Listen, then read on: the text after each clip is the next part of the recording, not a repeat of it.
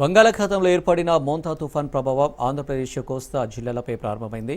తుఫాన్ కారణంగా ఇప్పటికే పలు ప్రాంతాల్లో ఈదురుగాలతో కూడిన వర్షాలు కురుస్తున్నాయి. తుఫాన్ తీరానికి సమీపించే కొద్దీ దీని ప్రభావం మరింత తీవ్రంగా ఉంటుందని వాతావరణ శాఖ హెచ్చరిస్తుంది.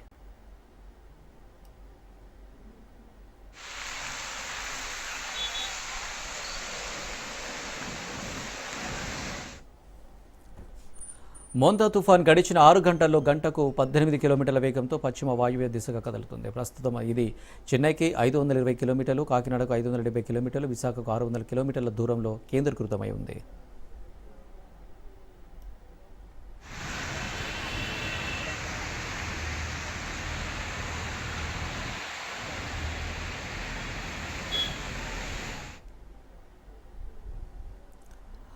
ఈ తుఫాన్ మరింత బలపడి రేపు ఉదయానికి తీవ్ర తుఫాన్గా మారే అవకాశం ఉందని అధికారులు అంచనా వేస్తున్నారు. దీని ప్రభావంతో తీరం వెంబడి గంటకు 90 నుంచి 110 కిలోమీటర్ల వేగంతో బలమైన ఈదురుగాలులు వీస్తాయని తెలిపారు.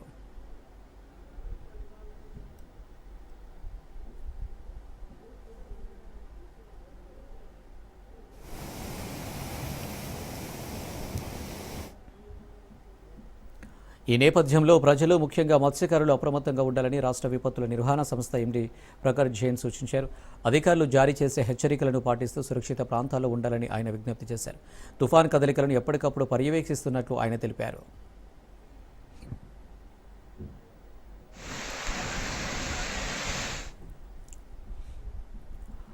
ఏపీలో ఏర్పడిన తుఫాన్ల కారణంగా తమ ఉపాధి కోల్పోతున్నామని ఆవేదన చెందుతున్నారు మత్స్యకారులు.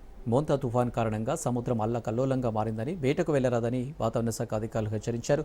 తుఫాన్ ప్రభావంతో సముద్రం అంతటా అల్లకల్లోలంగా ఉండటంతో స్థానికంగా వ్యాపారాలు నిలిచిపోయాయి. దేశ విదేశాలకు ఎక్స్పోర్ట్ అయ్యే చేపలు, రొయ్యలు ఇప్పుడు నిలిచిపోయిన స్థితి కనిపిస్తుంది.